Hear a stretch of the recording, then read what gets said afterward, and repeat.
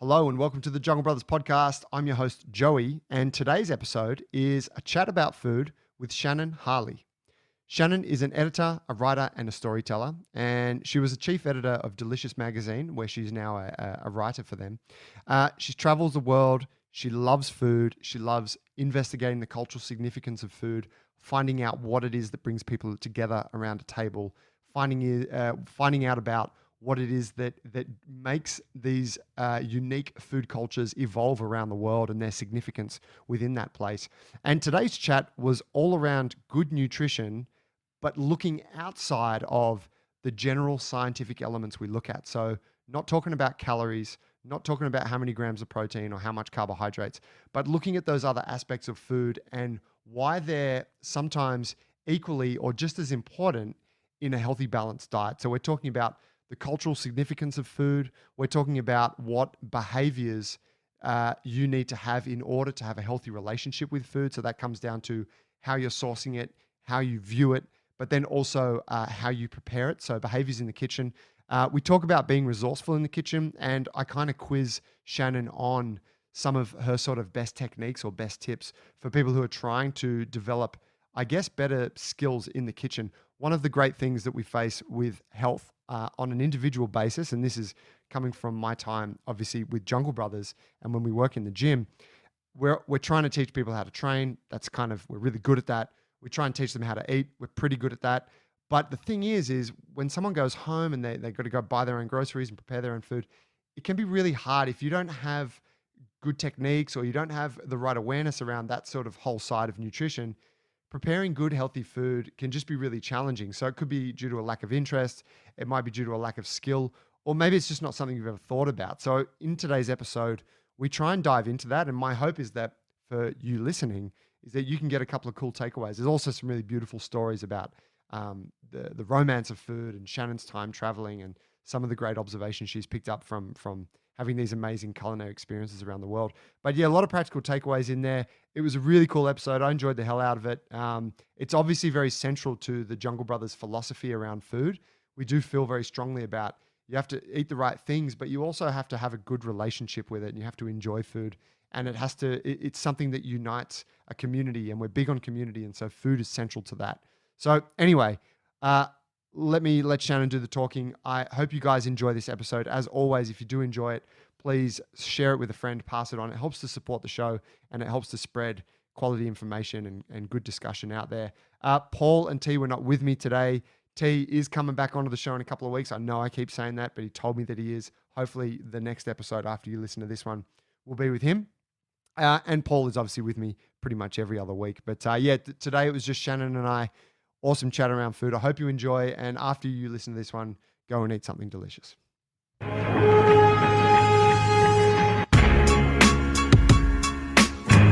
Shannon Harley, thank you for joining me today. I apologize for the 30 minutes of technical issues you had to endure just now.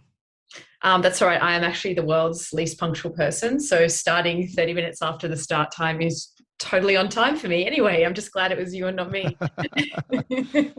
Mate, we've had a few chats leading up to this, but I wanted to give a little intro to you and then give a bit of context about what we're going to talk on today. Mm-hmm. You obviously train at our gym. You've been at Jungle Brothers. I checked it. You've been with us for 5 months only, and I think it's probably been more of that time in lockdown than not. Totally. But that said, you integrated into the fabric of our gym in immense fashion. You were instantly. It's like you'd been there for 10 years. You hadn't been there for a couple of weeks. So thank you. We appreciate that. You're into food. When I look at your Instagram and I look at your webpage and I'm sort of doing a bit of research about what you do, I can tell that you're into food. From when I think I brought you some lemongrass that I was growing at home, you were like, "I'll take some of that," and I was like, "Oh, she's into food." And then I looked deeper, and you have forged a career out of writing about food. You're a journalist. You're an editor as well, right? So Delicious AU. You obviously you work a lot for them. I believe you were their editor for 6 years. Am I right? Yep. Research on point. Okay, very cool. Yeah. And then you started a business, which I want you to tell us about, because someone told me that you had this business where you were helping parents make healthy meals for school children. Yeah. Can you tell us what that, tell us what that business is. I love that idea. Okay. Well, that business is called Hot Potato, and it is actually in a deep state of hibernation right now. Um, Basically, I started it during the first lockdown. I just moved back. I'd been living in London, and I moved back home and was thinking about what my next career step would be. Would I get back into magazines? Would I write? Obviously, as a food and travel writer, my options for writing were pretty limited, given Norm was eating out and Norm was traveling. And it basically was that typical kind of startup thing that I wasn't thinking about starting a business, but I just saw the problem and then thought I could maybe offer some kind of solution that would be useful.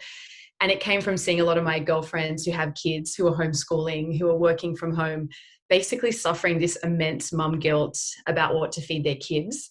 And I'm not talking mums who are, feeding their kids a diet of chicken tonight and roll ups like I grew up on. I'm talking mums who are already making chia puddings and, chicken curries for their toddlers. So mums who are already going to great effort and then still feeling really guilty about it. So Hot Potato, I founded it with my brother. He is very much into health and fitness, but he's also just an absolute startup fiend. So he kind of provide the real business nous for me and just help me in the background. And we started it with the, manifesto to nourish children and empower parents. So it was looking at healthy food, but then it was also looking at the other health elements around food, which is enjoying time together, enjoying time with another human, being able to spend time at the table. And we thought if we could take having to cook, shop, prep and cook the food out of the equation, then we'd be able to inject that time that families could enjoy together at home. So that's a really good, that paints a really good picture about what I want to get into today, which is, so obviously everything you've said there would resonate with people, right, who are living a busy life, and even people who don't have kids but are maybe cooking for themselves. It's like, oh, it's fucking hard, and I feel like I'm not making the best decisions, and shopping's difficult, and getting inspiration and whatever. But everything that you just mentioned sort of alludes to this idea of food being more important, or being something bigger than simply just like the calories that you're getting and how it's, whatever, helping you to reach your training goals. Because say on our podcast and in our gym, we talk about that a lot. It's like, how much protein do you need to eat to build muscle? And, keep the carbohydrates here, and fat's good or not. Like, it's all very kind of technical parts about nutrition in order to reach usually a weight loss or a muscle gain goal. However, it doesn't really pay any airspace to I guess the cultural elements of food, enjoying it, how you feel about it, your relationship with it, that sort of thing. And that's really part of the family element. Can you talk on how you sort of view food in a little bit more through that lens? Absolutely. I think just kind of reflecting back on what you just said, it's really easy to get stuck in the weeds and really reductionist on any topic that you're really into. So obviously for training, if you can, push the dial 1% by eating a certain food or focusing on macros, I can understand how we get there. But if we kind of zoom out and look at how do we make more people around the world enjoy better food, healthier food, and enjoy a healthier and happier experience around food, probably is about being less granular. And as you said, kind of seeing food in the much bigger social context, that it exists in.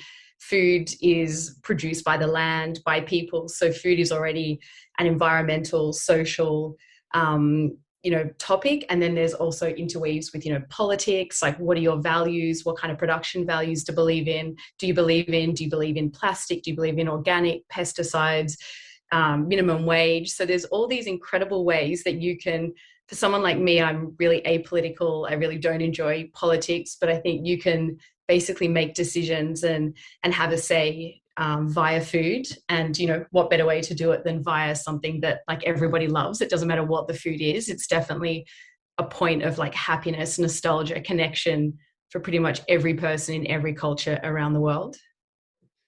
Did you come to have this sort of view of food and its place within our culture?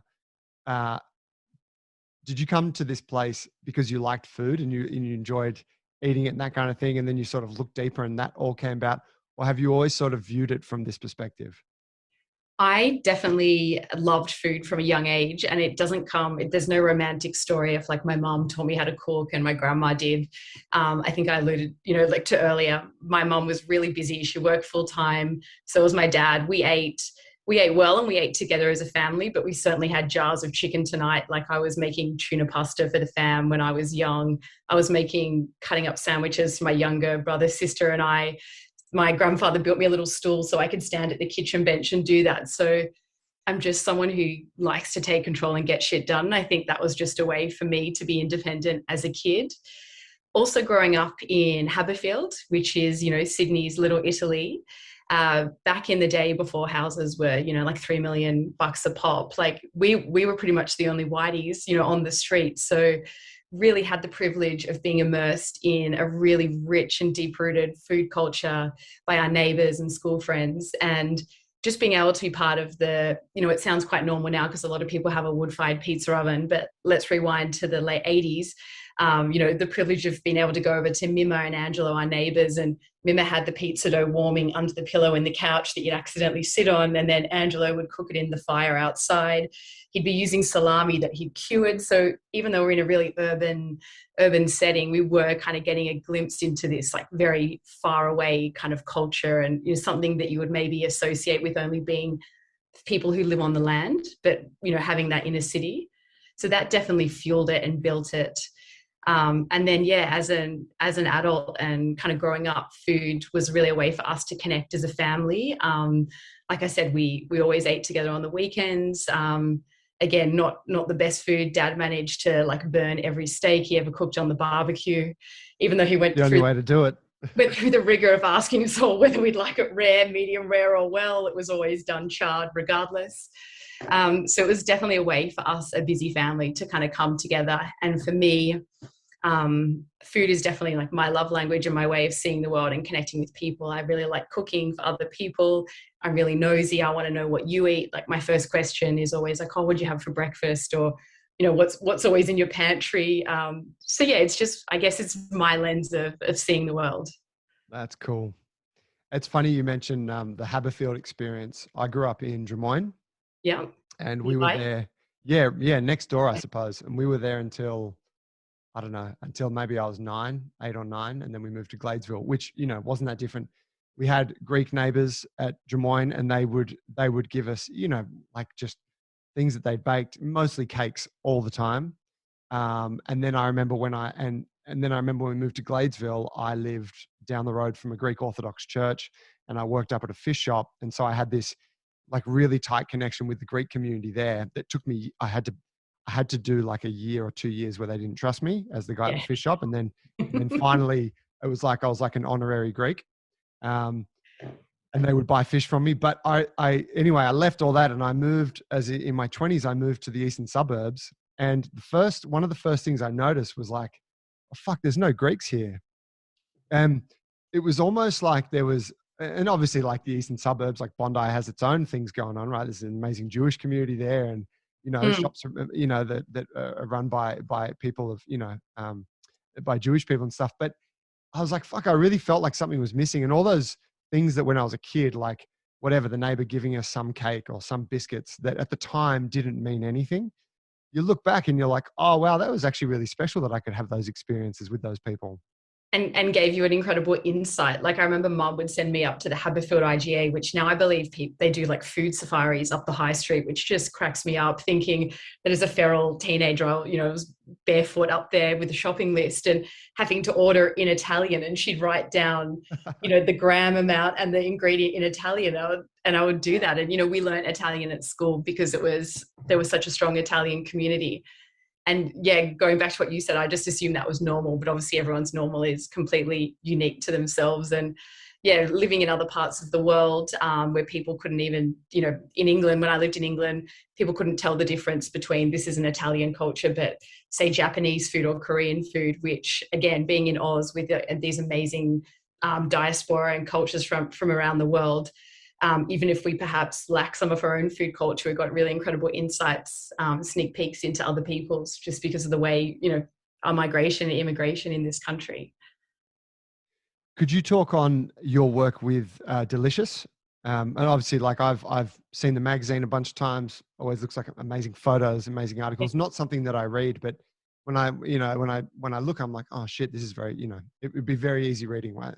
On um, stuff that looks that nice, and from what I'm getting, it's not purely just a recipe book. Can you talk about your time working with them and what you do? Sure. When I started at Delicious, I'd say it probably more was a collection of recipes. Basically, Delicious started back in connection with the ABC, back when ABC had all the kind of overseas cooking shows like the Nigella Lawson and the Rick Steins. And it was a way to kind of put those, take those recipes and put them into print. And then during the time I was there, we really looked at, okay, how do we tell the whole story of food from the producers through to the artisans? Then, the chain doesn't start with the chefs and restaurants. They're just part of, many links in the chain. And then, of course, the consumers. And that's when I remember I started a column called Healthy Balance. And at the time, I had my publisher saying to me, we're a food magazine, not a health magazine. Why the hell are you starting a health column in here? And for me, I was like, well, they're so inextricably linked. It's a crazy question to ask. It's more crazy, why don't we already have this column in the magazine? So of course I got to live like a very, I guess, enviable life. Like I met Anthony Bourdain in New York City. Wow. Was 45 minutes late for him as well. And, ate at Noma when Rene Redzepi came here, ate at Noma in Copenhagen. I've, met Ottolenghi, spoken to Nigella, Chris Manfield. Like I've met such interesting people and guest people who you would say were like leaders in this area. And then of course the capacity to travel and, all our travel stories had the lens of food. But basically after 6 years at Delicious, I decided that I needed to kind of take a year off and explore some of the other sides of food that we had in the magazine that I wanted to deep dive into more, which are really kind of like the cultural elements and aspects of food. What are the human stories behind it, and how is food like a powerful vector for change in communities? Wow, that's the names you rattled off there. Like I'm familiar with them, and I think back, I'm like, how do I know these people? And I guess my brush with the foodie culture has come from different avenues, like multiple different places. But like even thinking about like what you watch on Netflix, like Chef's Table and stuff like that, and I've started somehow like Anthony Bourdain, a Parts Unknown show has popped up on my YouTube feed, so I find myself watching that quite often. That leads me to ask, what is it about like the foodie culture and this, the television shows and the YouTube series and all that we all love so much? Well, I think, and I mean, I know you're someone who absolutely loves food as well. We've talked about, some of your recipes that you've cooked, and yes, your lemongrass, which I've been meaning to tell you I planted and it's died. So maybe good with cooking, perhaps not so good with gardening. I think I chopped off too much of the roots. I told you that when I gave it to you. Yeah. I think it was my fault. I tried. I gave my best shot. But, we're all primarily wired to like food. It's, you take away all the sensory pleasure. Like food is a survival instinct. A baby will crawl its way to food. We're programmed to find the most calorific, food out in our environment, which unfortunately there's much more of an abundance of that these days. And yet we're still wired to search for it and eat it. So I think it's definitely in us. But then as humans, we have all those emotional ties around food. There's sadness, there's nostalgia, there's happiness. Food is an important part of any cultural celebration, be it a wake, a wedding, a birthday party, it's Friday, come over for dinner, a consolation gift. I think we're seeing a lot of that during COVID. People are, gifting all sorts of beautiful food, be it meals or treats. So it really is a language, and it sounds cheesy, but I really do think food is a universal language. Like for you, getting in the Greek community, I'm sure you weren't rattling off full Greek sentences, but through food, you develop connection with that community. And it's the same for me, and I'm sure the same for anyone else who's either lived somewhere foreign or just has experience with people, fleeting moments. So it's food's power to connect. So it also has, a very kind of human and emotional element, as well as being really primal. Do you think that on that on that piece again about the kind of the foodie culture, and I can talk from a bit of experience. I used to date a girl that worked within the food scene, did a lot of like content and stuff like that. So Yeah. we'd go to amazing dinners and people's houses and whatever, and there'd always be incredible stuff going. Oh, this is so and so that's done this, and this is what they make, and they brought this, and whatever. And I loved it. But one thing I noticed in that circuit was that food and alcohol and the enjoyment of it was in such abundance that it became kind of, and this is a general statement, but I would say it was largely became a pretty unhealthy lifestyle for a lot of the folks who were really there at the forefront of it, like restaurateurs and Mm. up and coming chefs who are just living this thing full time. You mentioned that how you saw food when you came up with that column for Delicious was that like food culture and health are kind of inextricably linked. However, I agree, but then I don't think that everyone would see it that way. And I guess, could you talk on that idea of, is food culture necessarily healthy, or can it sort of be taken too far? I mean, I can speak from being inside it, and my experience, and certainly my experience of chefs who will remain unnamed, and friends in the industry. But certainly, there's a massive element of overindulgence, and it's food, alcohol, and of course drugs are all kind of part of that. Amazing, like if you've seen the movie Babette's Feast, it's about these three guys who they're all about to die in France, and they go and hire a house and basically just eat this ridiculous over the top rich food until they all kind of die. So it's a real French kind of satirical black comedy. And there's definitely that element to food. And I've certainly got friends who only eat Wagyu and only cook with, 250 grams of butter per meal. And in the food world, it's funny out of context, like I'd say in my normal life, not with people who are necessarily in the food world, I'm probably seen as the one who has the most indulgent eating habits. But among my, chef friends, I'm the clean one because I, whatever, refrain occasionally, or, I'm not sloshing back natural wine every night, or, having, super rich pasta, sea urchin butter pasta every night. But I can do both. But there was certainly that hedonistic element to food, which was part of my kind of desire to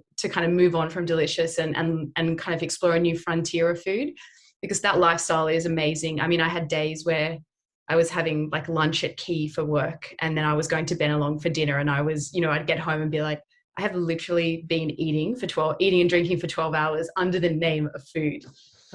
Yeah. And getting paid for it. Yeah.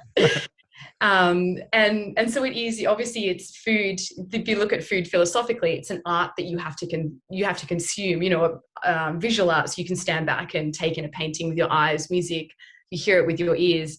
Food, you actually have to, it's quite a dangerous art form because you have to ingest it. It has to become one with your body. It becomes your cells. So that it is something kind of primal.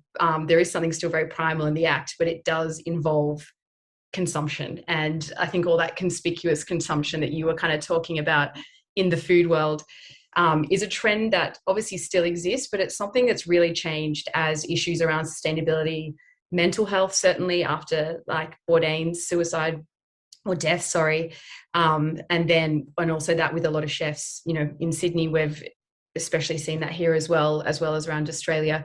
So people are looking at kind of healthier relationships with food, the rise of like more plant-based eating and healthier ways of eating, even at that kind of higher level. So it's almost like a trickle up effect. That's a really good point. Yeah, I know exactly what you mean, and you see it in so many places now where you'll see a trendy cafe restaurant kind of thing, but they will you look at the menu and it will largely be pretty healthy stuff. It will be very seasonal. It will be utilizing whatever, more plants or whole animal, or it might even be a meat-free place. But yeah, already those little things that we kind of now take for granted in that scene, I guess we've got to remember they're very new to that scene, aren't they? Absolutely. Even look at all the non-alcoholic, drinks that are out there now, and the non-alcoholic options like that. That's something that would have been like unfathomable in the kind of realm of like higher dining, 10 years ago. And now it's completely normal to go out and maybe have one glass of wine or have none, but to have some like really other great kind of grown up options. So for you being someone who is into training and also into food, can you can you talk on what your sort of, your diet, for lack of a better word, what you eat generally looks like? Do you sometimes, obviously you're going to do it for the love of food and there's going to be indulgence there, but then are there times when you are eating in a more kind of technical way that is to support your training and the results? For sure. I've trod this line and I still, don't have the kind of silver bullet magic answer, but I have, been on every kind of eating regimen under the sun, from like the bulletproof coffees, paleo, plant-based, Tim Ferriss, slow carb, fasting, 16-8, 5-2, purely because I think, with anything, like if you're curious, if you're interested in a topic, you're curious about it. So you want to experiment, like with training, how different techniques work on your body. What I found I feel that I've kind of come to this nice kind of softer place in the middle of the swings. And it's more kind of seeing food as it is a source of fuel for me. I definitely see it as that. On Saturday, when I go and have an acai bowl, which JT gives me shit for, or when I go and have an almond croissant from Burke Street Bakery, which I believe is Sydney's best, I know that that's a blowout and I don't feel guilty, but I also don't feel amazing after eating it. So I've kind of worked out a way for eating for me that really is pretty plant-based, actually. I have been vegetarian in the past. I have also been highly carnivorous in the past. And I found that this coming to this place of not cutting out things, but just focusing on eating as many plants as I possibly can, has really kind of been something that's helped me with like sleep, not feeling bloated, kind of quicker digestion. I also have some like family tendencies towards cancer. So for me, looking at ways, possible ways that I could reduce that through the way I ate was also like a way of like looking at food functionally. So for me, like a normal day I'm looking at trying to have at least five different types of plants in every single meal. And that's kind of how I look at it, more than like, oh, I'm going to have carbs now and I'm going to have meat now. So I'm like, just get the plants in. And they could be anything from like, hemp seeds sprinkled over porridge with berries and papaya and mashed up banana through it, to an epic salad at lunch with quinoa and salmon and avocado and feta. But for me, it's like, just get the plants in and then add the flavor with all those delicious things like cheese, meat, fish, pickles, ferments, and kind of being plant centric. It's taken a lot of the thinking out of it for me. I buy the same groceries every week. I know I've got these kind of pieces of this puzzle that I can slightly piece together differently each week. I don't know, how have you kind of found that a simple way that's worked for you? I guess, what do I do?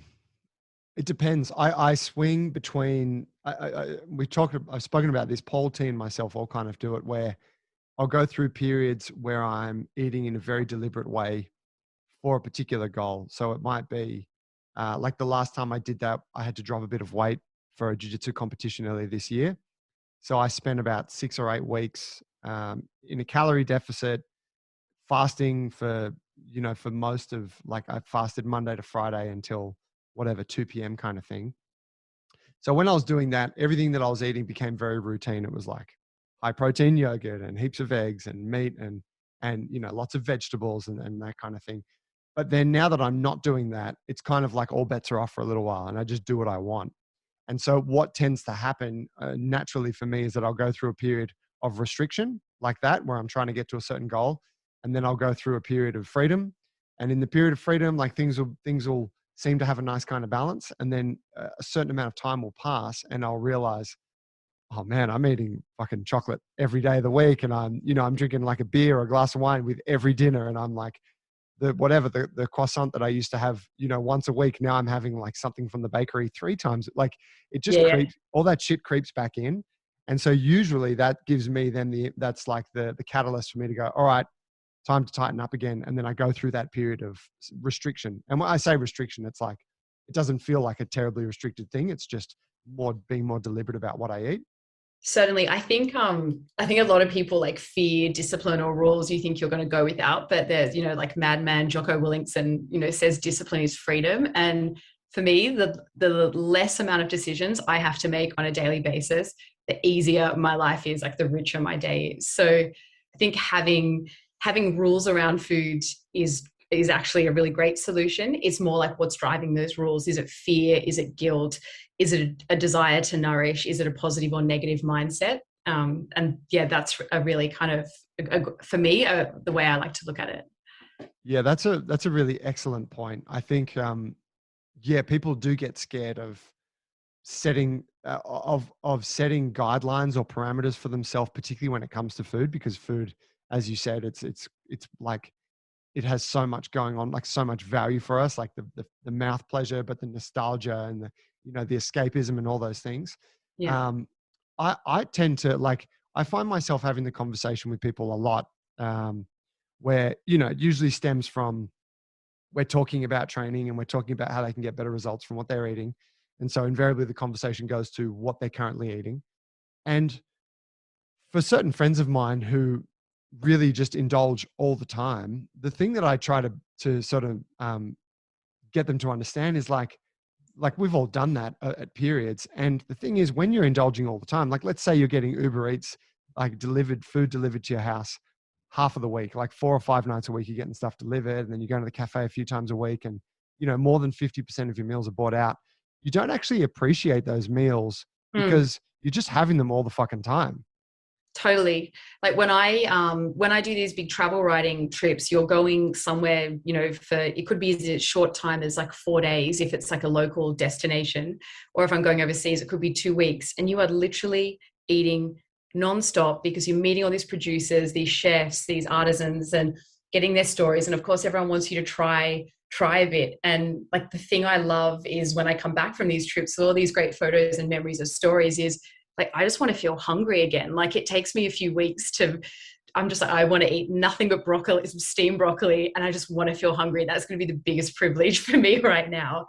And, too much of a good thing really is a thing when it comes to food. And, there is a reason like food, we should be suspicious of cheap food. Like food is a high value, product. And if you're eating like amazing steak or an amazing cheese, it's expensive because of what's gone into it. And therefore it's not designed to be eaten every day. That's a really good point. Yeah. Yeah. It's funny. I think, I don't know. I think some of us are afraid, like to just back to that thing of discipline. I think it's also people feel like it's going to be a commitment forever. It's like, Mm, hey, you can't eat like that anymore. You've got to change these habits. And it's like, fuck, but that thing means so much to me. I can't do that. Be like, you don't have to do it forever. You just got to do it for a little while. And then I find every time you take a measure like that, you start to, like, let's say you cut out caffeine and you go for 3 months without caffeine. Yeah, it's probably going to suck a little bit, but you're going to learn a bunch of stuff that is going to help you to recalibrate your own perspectives around caffeine consumption and whatever, and energy levels and that kind of thing. That then makes you a more educated individual moving forward. mm. So it's like when you do the same things with not just caffeine, but with foods, you start to gain I feel like you gain a more well-rounded understanding of foods, their effect on you, how you operate without them, with them, and all that kind of stuff. I've found it's been really interesting, and not to scrutinize in a way that is obsessive, but when I'm thinking about food, when I want to like have a bit of chocolate, like in the afternoon, it's like, do I really want, like, what is the feeling under the feeling? Like, do I really want chocolate? Like, maybe I just want a hug. Maybe I just need to go get some sunshine. Maybe I need to have a nap, and, I think our default mode is hunger, because that is really a way that we kind of can have instant gratification. Certainly in our like modern societies where there's an abundance, we have the privilege of having an abundance of food around us. So kind of realizing that, yeah, of course, food is a big part of the puzzle, but sometimes when we're feeling something, after a breakup, you want to eat loads and you're like, well, maybe I just need to go speak to someone rather than like eat half a block of lint and then be lying in bed with belly cramps, so it's, yeah, I think to kind of be conscious around why we're eating something. And then if you do decide that you're going to eat it, like to enjoy it. And if you're going to make the call to eat it, like whatever it is, whether it's something, in inverted commas, like healthy or unhealthy, like you've made the commitment to eat it. So now you've made the commitment to enjoy it and kind of really savor it. Yeah, it's a great point. Yeah, not feeling like not hiding in the cupboard while you're having that treat. It's probably not the best way to have the treat. Yeah, like eat the peanut butter from the jar on the balcony where everyone can see. You don't lurk in the shadow of the pantry. I remember when I started as a PT, a coach said to us, never be seen by your clients eating something that's like unhealthy.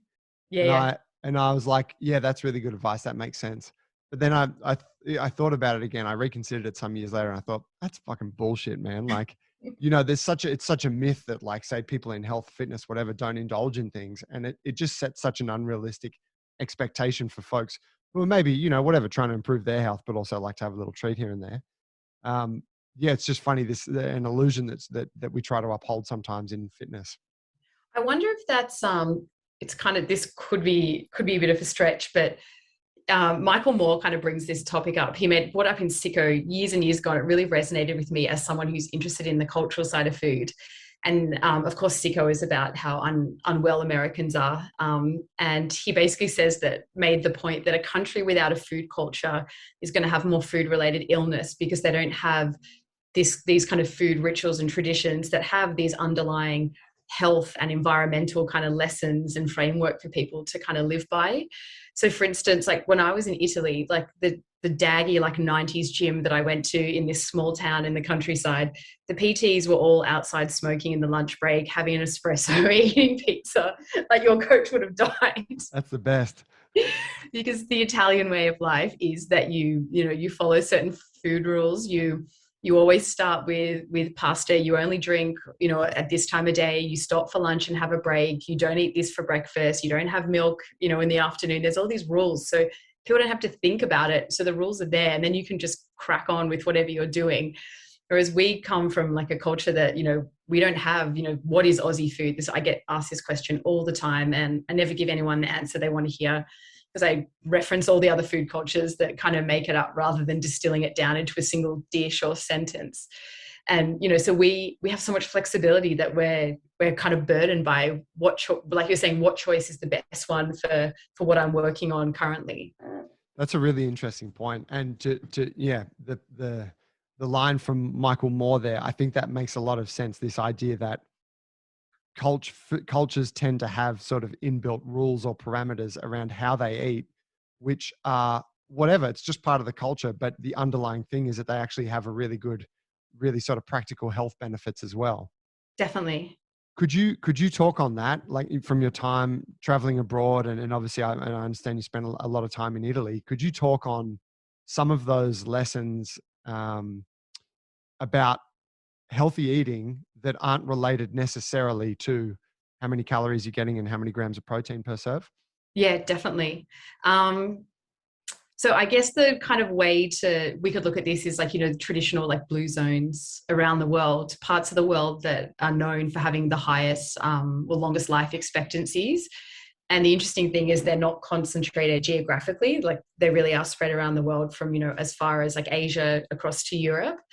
And kind of in looking at these zones, so there's Okinawa in Japan, there's Sardinia in Italy, there's Crete, also in the Mediterranean. What is the kind of common thread? Because they're all eating different foods. They're all eating hyperlocal, seasonal, whatever foods, but they're all very different diets.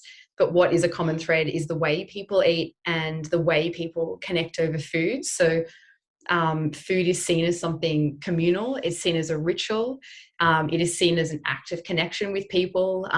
There's none of this kind of guilt or overeating or hiding, because the food is the vector to connect with other people. It's also seen as a way to, I guess, like take stewardship of the land. So if you look at countries' dishes, like let's look at Mexico, for instance, where you've got like, they call it the three sisters, like pumpkin, beans, and corn are like the staple of a zillion dishes. And yeah, that's really good for you to eat those foods, but it's actually really good for the earth. They kind of grow symbiotically. The corn stalks are planted, the beans use the corn as what do you call that in gardening, where something like trellis trellis. Yeah, and then the pumpkin spreads across the ground and kind of protects the soil and keeps pests away, and then the beans also put nitrogen back into the soil. So you've got these like ways of eating in these areas that have really strong food cultures that, yeah, like the human health benefits are there, but it's also about looking after the land and looking after kind of the mental health of communities as well. Wow, that's cool. I've heard someone was telling me about someone at the gym actually was telling me they grow their beans and their corn like that in the Oh, backyard. Mexican? No, it was I don't know if you know him. His name's Mark. He's an Aussie guy, but he said he read about it. He said, oh, the indigenous, Indian American Indians used to do this. So he goes, I Yeah, do it in my backyard. It's awesome. Got the beans growing up, the corn stalks. awesome. You can do that in the garden at JV's when we can all get back there. Mate, that garden is flourishing at the moment. Oh, I might swing by and pick something. Yeah, you should. It kind of need. I've been meaning to, but no, it needs to be picked. Talk to me more about you touched on some of those things like in Italy, those sort of funny rules that they have. I understand. I remember when I worked at the fish shop, there was the Italian guys that would be hanging out from the fruit shop all the time, and they would never have milk in their coffee in the afternoon, and they would comment on me having milk in the coffee. We would all be having cigarettes together at any time of the day. Yeah. Talk to me about the significance of those kind of seemingly funny little rules they have. Yeah, I mean, so I guess the food culture is there's a guy called Magnus Nielsen who's got a restaurant called Farviken up somewhere in like Norway or Sweden. You basically have to like hike there and you stay overnight, and it's, super hyper local. You're eating deer that he shot and elk and berries he's picked from the fjords. And he basically speaks about the kind of double-edged sword that traditional food culture is. And he says that, it's great in one way, but it can also stop innovation. So like, I think it's important, like if food culture is great, but it's also like, it does have its kind of darker side. So like in Italy, what I noticed is you could give me like a day and time, and I could tell you probably what everyone in the village was doing, like what they were eating. Like the tradition was so cyclical, to the point where, it was really hard to get, say, coriander in this town. It came into this one Indian grocer that it came in every Wednesday, and you'd go and queue up to buy a bunch of coriander. So there is the dual side. But certainly having the rules around food, I think they're really important for the kind of mix of, I guess, types of ingredients in the diet. Italian food traditionally actually isn't super meat heavy. If you think of Italian meats, what are you seeing? Like salamis, prosciutto. It's all about, you've got the animal and then you preserve it so that can kind of last you throughout the year, and you use that to supplement dishes that are kind of based in like grains, be it like rice if you're in the south or north. God, I can't remember now. Rice is in the north and wheat is more in the south, and then veggies. So Italians are, what is cheese? It's a way to preserve milk. So kind of creating these beautiful foods, but they are to kind of last you, to extend those kind of harder to grow and more intensive animal products throughout the year. And then your everydays are more like the pasta. You have, whenever you go to an Italian restaurant, pasta is the primi course. Like you eat that first. Then if you've got room, you crack on to like the steak or, whatever the next course is. I was definitely breaking rules when I was in Italy as well, like mixing foods that shouldn't have been mixed, eating gelato way too early in the day. It was kind of funny to see that. But certainly in terms of the cultural rules, I just think it means that people don't really have to don't have to scrutinize and make a decision around everything that they're eating. Yeah, it makes sense. Have you, it makes me think of a film, Big Night. Have you ever seen that movie? No. You must watch it. Okay. If there's one thing that you do, as a result of this chat that we're having, watch Big Night. And for anyone who's listening, it's one of my top 10 films of all time. I think it was made in the 90s. Stanley Tucci. Do you know Stanley Tucci? Yeah, it stars him and his brother. I think he's played by Tony Shalhoub. But they play they're two Italian boys, and they've both come over to America, and I think it's in the 60s, and they're trying to make it in America, and they've set up a restaurant, and Stanley Tucci is the front of house guy, and Tony Shalhoub is the chef. And Tony Shalhoub is the older brother. He's come over a bit later, and he's much less Americanized than Stanley Tucci. And the whole film is about basically their clash with the American culture. But it's summed up in like a scene where no one comes to their restaurant. Everyone goes to the busy place across the road that's like more of a club. It's run by some other half Italian guy. But they get a couple of customers in, and it's this American couple, and they order a bunch of dishes, and the chef's already appalled by them because they've ordered like multiple different things at the same time. And he's made them this risotto, and they're commenting on how small this bowl of rice is. And they ask for a side of spaghetti and meatballs. And he's like, we don't do spaghetti and meatballs. And they're like, what do you mean you don't do spaghetti and meatballs? And the brother's like, just make them the fucking spaghetti and meatballs. But it's this, you see it. And you see it play out where it's like someone is so, someone adheres so much to their culture and to the beliefs around the food. And then there's some Westerner that's like, no, I just fucking want it whenever I want it. Yeah.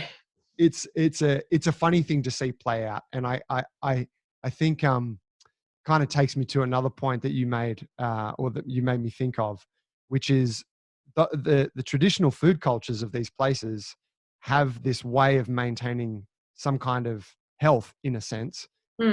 But as soon as you add affluence, as a layer to that, people are no longer restricted as to how often they can eat the salami or how many bowls of pasta they can have, or, I can have meat with every meal. So all of a sudden you start to get this overindulgence, and then those natural kind of parameters that were keeping you healthy are no longer there.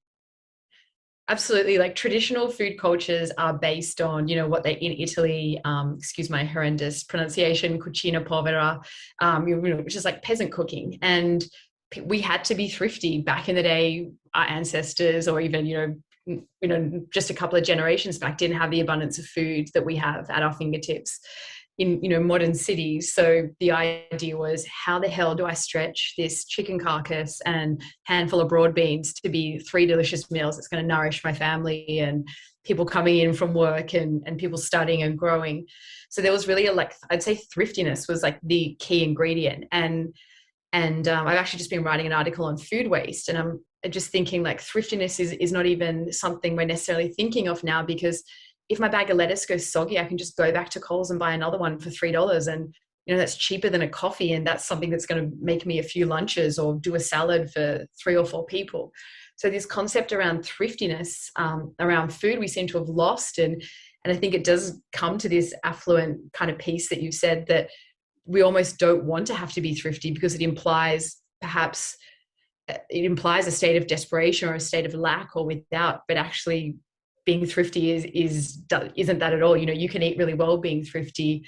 And in fact, by not being thrifty, we're compounding the problems with, food waste and food decomposing in landfill and emitting methane and contributing to a whole bunch of kind of, environmental issues. So being thrifty would actually be like the higher road to kind of take. Do you think would now be a good time? I'd like to go into that a little bit more and sort of get just some of your, because the way I'm looking at this is, for a lot of folks, they think about food, and there's obviously the side of it that we spoke about, which is, how do I lose weight? How do I build muscle? How do I support my training? But then I do think that there's people who are also like, I would like to have a better relationship with food. I do like watching cooking shows, and I'd like to cook some cool shit. But for whatever reason, people don't feel like they're qualified to do so. Whether it's a creative thing, or it's a lack of knowledge of, how to use pots and pans and whatever, or it's even just like, I don't know how to assemble different ingredients.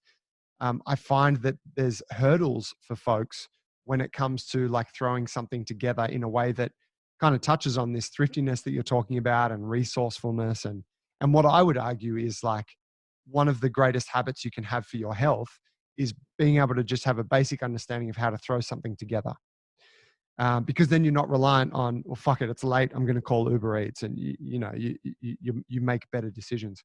Can you talk on some of your sort of, I guess, habits around that, and like being resourceful and being thrifty with your cooking? Yeah, definitely. And I think what could be quite an interesting thought exercise is maybe for me to ask you, like, say it's a Wednesday night, you're coming home from work late at the gym. What are your kind of any hurdles, if any, when it comes to like thinking about getting dinner on the table? Like, what are your main concerns? What are the kind of roadblocks for you? Great question. The main thing with me, like in that situation where I'm coming home late, is if I haven't prepared something in advance, I'm kind of fucked. And that means I have to have either prepared something on the weekend, which I often do on a Sunday, or I've had to kind of make extra of whatever I was making when I wasn't at work late. So hopefully on Monday or Tuesday night, one of those nights I was at home and I could put something together, right? So preparation is like the first thing. Yeah. The second consideration for me is I'm always thinking, how is the meal balanced? And I'm unashamedly, like, I eat quite a protein rich diet. So it's like, okay, what is the meat source? What is the form of carbohydrate, and where are the vegetables coming from? Mm-hmm.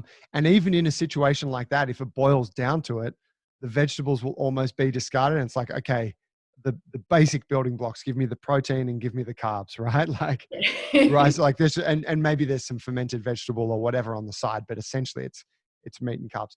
But so that's really what I'm thinking. And I can say, I mean, I'm lucky that my partner's a great cook, and if I haven't prepared, then hopefully she will have prepared something. Yeah. And so, we'll have that conversation earlier in the day. They would be sort of my main thoughts. Does that answer your question? Yeah, no, I definitely, and I think you could probably write the book on that. I think eating well and when I say well, I don't mean eating a super extravagant diet, but eating something food that is going to help in terms of performance, whether that is training or feeling good or sleeping or feeling positive or just being a chilled human being.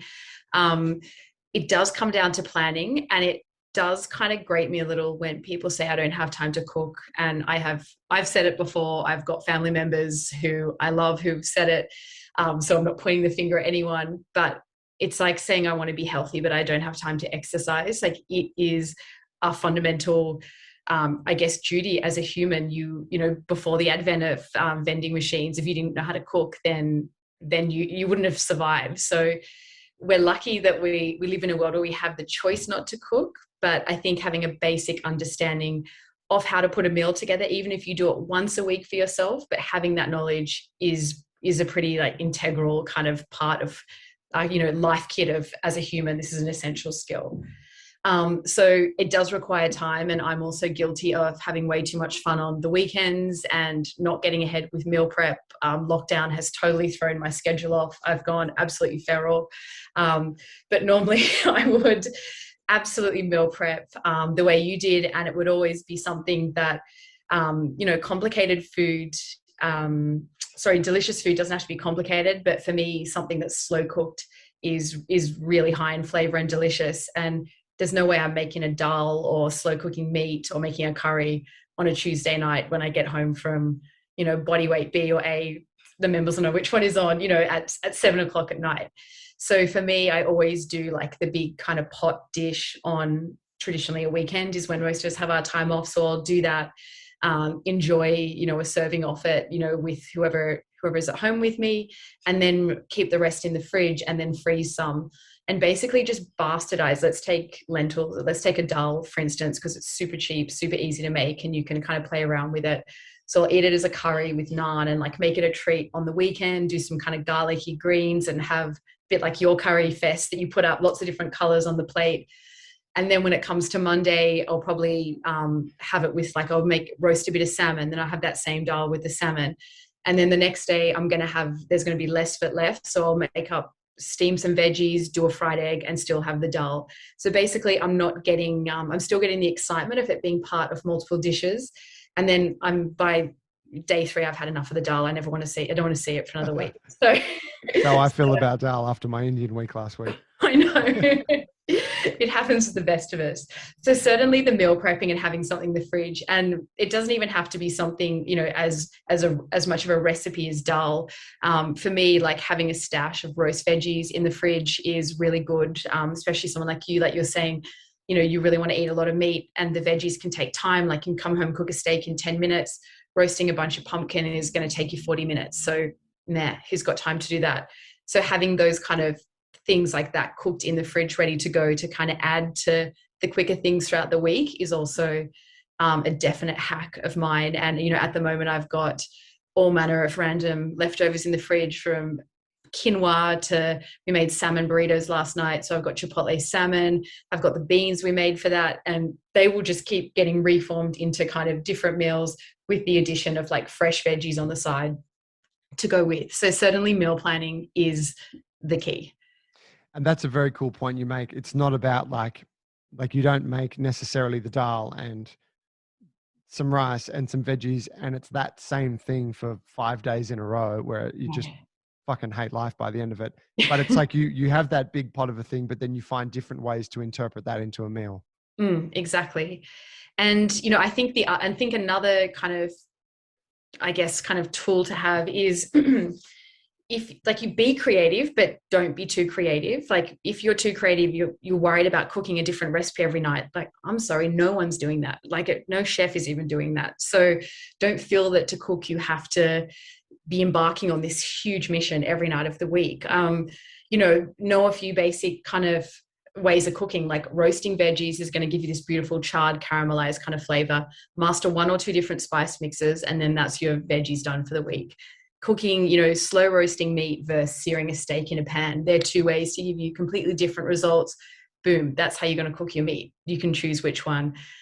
Fresh veggies, making a salad and putting loads of things in there that give you crunch and texture, like sprouts and cabbage, capsicum, mix up the tomato, lettuce, cucumber thing. Bang, that's your salad done. You don't have to keep reinventing that. And then throughout the week, pick your like favorite hot sauce or your favorite condiment, and you can kind of add diversity with that. So I think that's a good way to kind of make sure you're hitting your macros, because I agree, it's important to track what you're eating, but also be giving yourself those kind of flavor cues that keep you satiated and make you feel like you've had a really abundant, delicious meal. That's very cool. I like the way you kind of you boiled that down to like, coming up with like a couple of different meal choices for the week. What do you think about I just lost my train of thought there. Oh, that was my piece. The thing you mentioned about like being able to fry an egg and add that to something, or being able to have I think you mentioned some roasted salmon.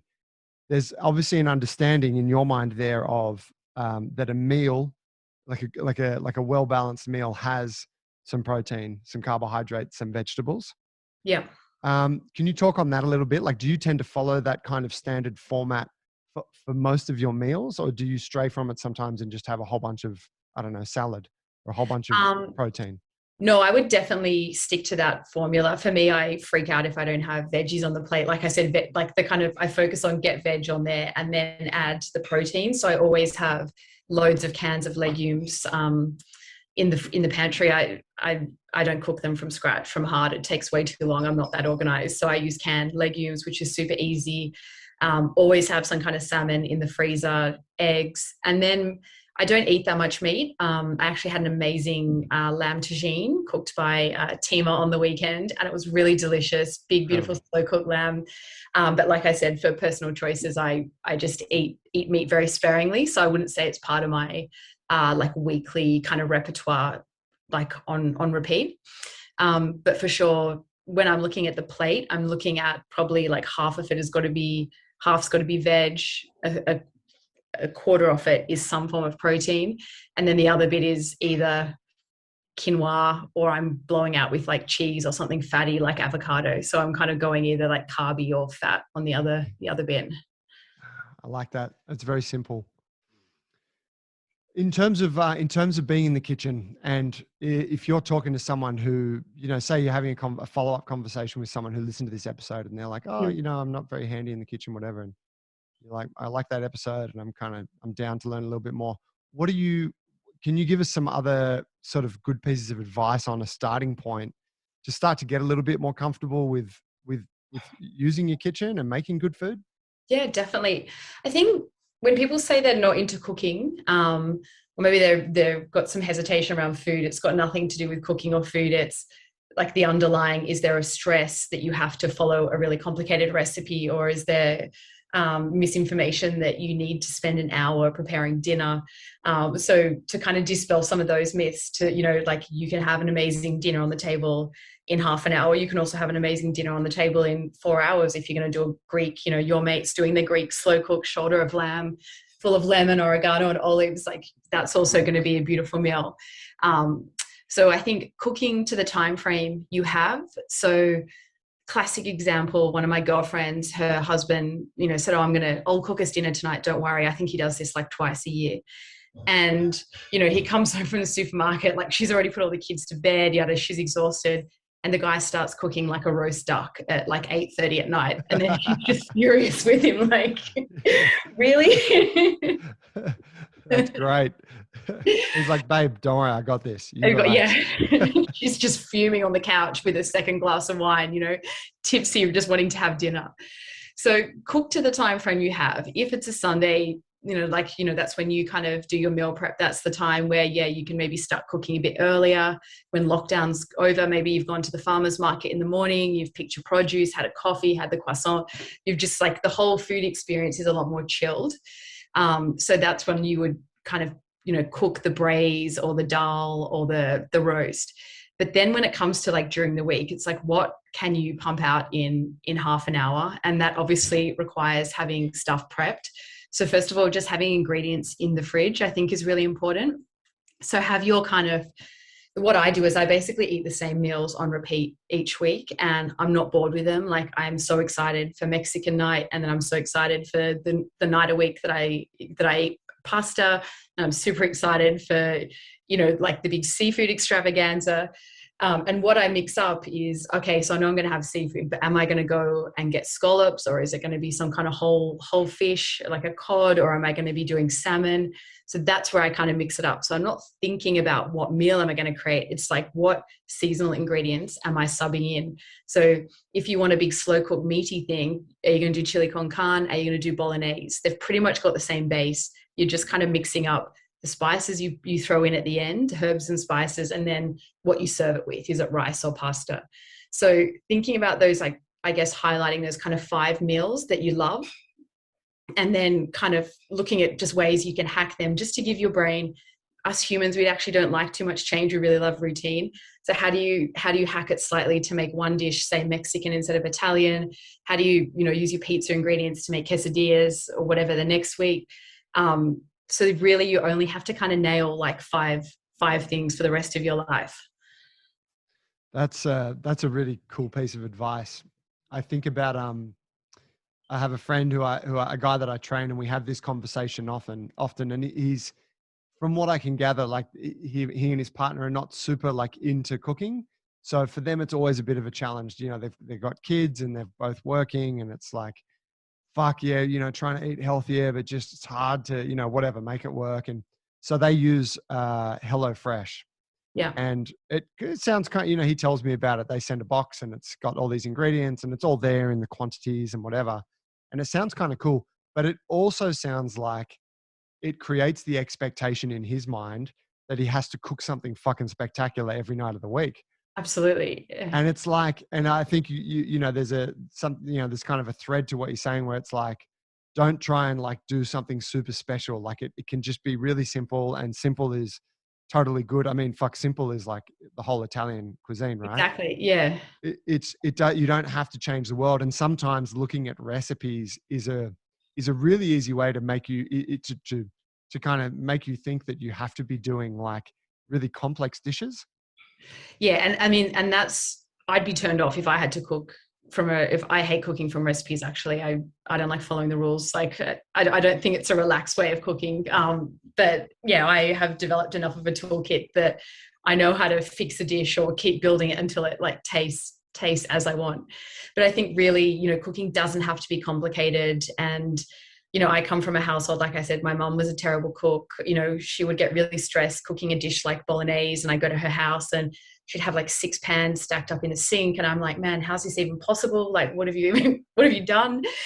And the poor thing was just so stressed. So I can see how cooking can be really unenjoyable for someone with that mindset. So yeah, breaking it down to, okay, what cuisine do you like eating? Okay, stick with that cuisine, and yes, sub in, make it slow cooked beef with a slaw and beans one week. Then make the beef, the salmon next week. That's going to be enough variety. The slaw is going to give you crunch. The beans are going to give you the plant protein and all that fiber. You don't need to change too much. And really, if you look at what chefs do in restaurants, everything looks novel, but things really aren't. There's like, the basic sauces, the basic techniques of cooking, roasting, pan frying, steaming. fresh, raw, based to give you that kind of variety. Like the building blocks actually are quite simple. It's just the infinite ways you can kind of piece them together to make the puzzle kind of look different every time. I watched do you remember watching DVDs and how they used to have bonus features? Yeah, I remember watching videos. Right? Yeah. Me too. It just seems funny with DVDs because they've come and gone in our time, whereas videos were already there. But I mean, I'm expecting for you too. But with I remember watching a bonus feature of Robert Rodriguez, who is the guy who directed not Desperado. Oh yeah, Desperado, and he directed fucking some of the Quentin Tarantino stuff, Sin City and whatnot. But he was saying, and it was the most random special feature for a movie, but it was one of the best pieces of advice for cooking. He said, I have 5 dishes that I've learned how to make really well. And they're kind of like my 5 favorite dishes. And he's like, I put them onto a little menu card. And then when I have friends come around, I show them the menu card and I tell them, you can choose one of these. And it's like, that's what we'll have. And he goes, I know where to get the ingredients. I've got most of the shit here in my freezer on my fridge. I know how to do it.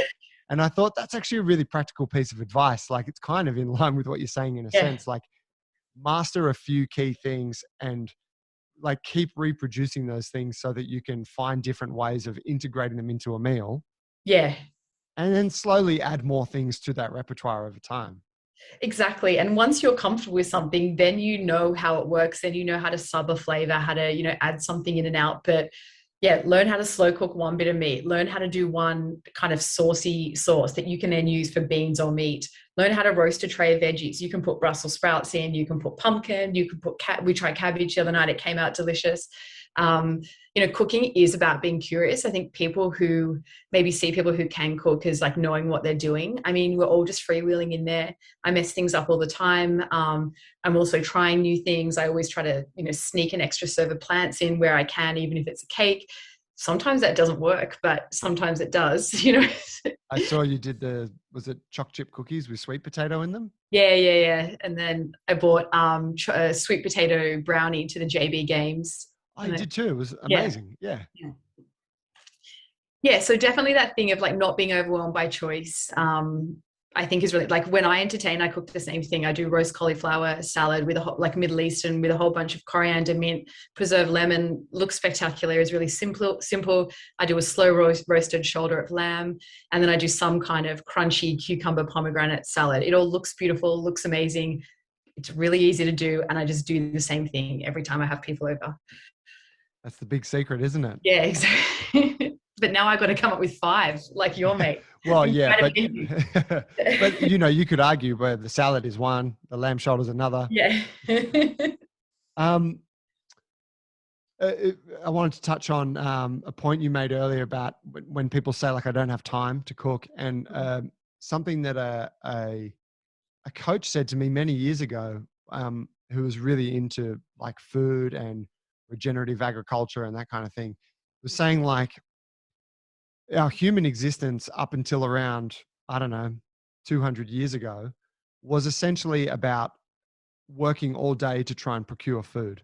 So whether you were like a hunter-gatherer or even if you were kind of living in more of an, like post-industrial revolution or agricultural revolution rather, you still had to put most of you were either out hunting and gathering all day or you were out working all day to try and make enough money so that you could buy food to fucking live. Exactly. Like, so the whole idea that you don't have enough time now to go to the supermarket and buy prepackaged ingredients that are totally convenient and are totally ready to go and amazing and fucking fresh and whatever, and then throw it together in a way. And you can watch a YouTube video and learn how to make a stir fry. Like it really, like it doesn't get any easier than what it is now. So the point that I took away from that was just that respectfully, it's a really shitty excuse to say I don't have time. Yeah, and I think it's it's not necessarily the individual's fault. Like culturally, we're really disconnected with food and where our food comes from. I don't know if you've ever hunted an animal. You grow your own veg. Like you kind of, you're already there, kind of literally hands in the soil doing that stuff. And a lot of us aren't. And actually, the reason I went to Italy was I did a master's in gastronomy at the Slow Food University. And Slow Food was basically started back in the 80s. It started off as a protest against a McDonald's being built in this small Italian town. And it turned into this global movement about the importance of basically protecting local food traditions to protect culture and also then to protect biodiversity and I guess the land and the cultural traditions. So the more disconnected we got from our food, we've become from our food.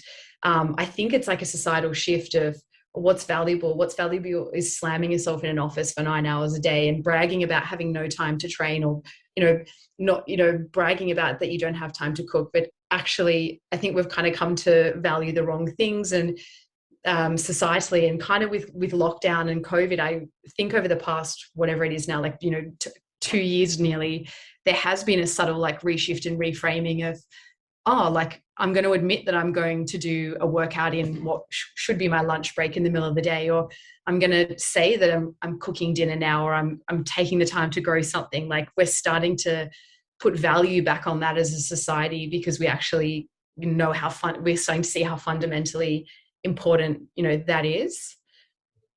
Yeah, I strongly agree. It's almost like the not being able to go into the workplace has kind of given people a bit of an opportunity to sort of reconnect with some things that are maybe a little bit more important.